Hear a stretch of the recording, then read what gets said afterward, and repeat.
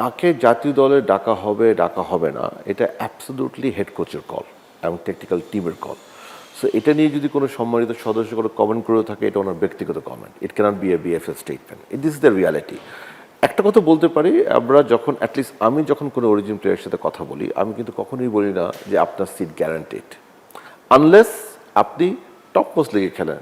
যখন আপনি হামজার সাথে কথা বলেন, Sabuj, this are the only 2 players এখন পর্যন্ত যাদেরকে বলা হয়েছিল যে না আপনি আসেন, you will straight be in the 23, because উনি বিশ্বের টপ লিগে খেলছে।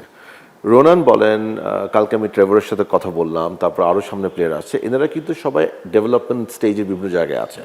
Definitely they are top performers, because ওখানকার football culture, football ethics is different, but ওনাদেরকে একটা প্রসেসের মাধ্যমে আসতে হবে।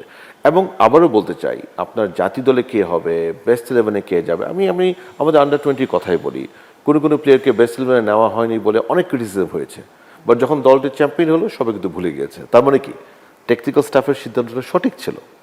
সো এটা অ্যাবসলিউটলি টেকনিক্যাল স্টাফের উপরে।